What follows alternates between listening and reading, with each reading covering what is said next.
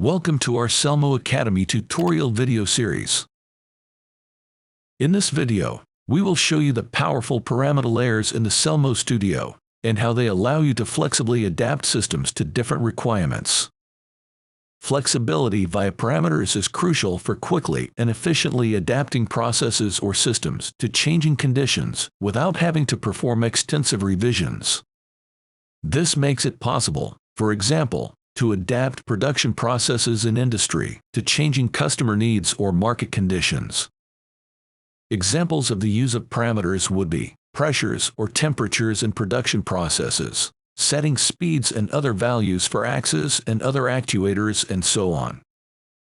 In Selmo structuring, parameter levels are applied to plant, hardware zone, and sequence to enable hierarchical structuring of parameters.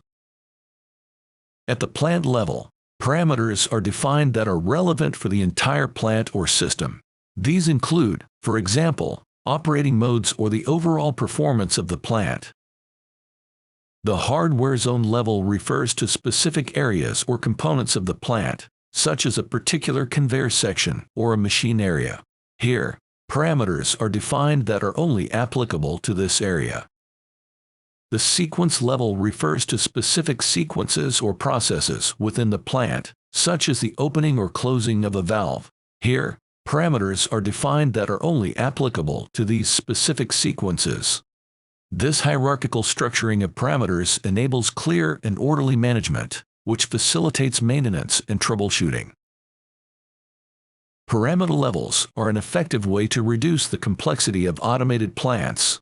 They allow the plant to be clearly divided into different areas, each with its own parameters. In the next video, we will show you another useful feature of the Selmo Studio, the manual cross-interlock check.